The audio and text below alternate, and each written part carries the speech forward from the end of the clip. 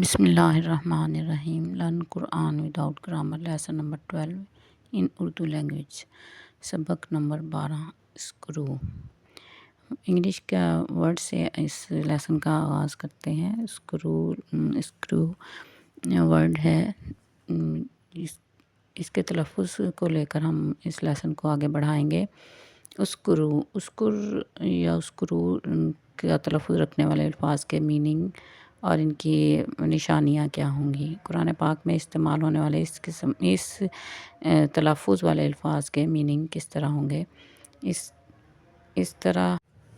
اس طرح کے الفاظ کے معنی اور مفہوم کچھ اس طرح ہوتے ہیں، جن میں حکم، التجا اور طلب، اللہ کی طرف سے جو احکامات آئے ہیں ان میں کچھ الفاظ اس طرح کا تلفظ رکھنے والے ہیں۔ مثلاً اغفر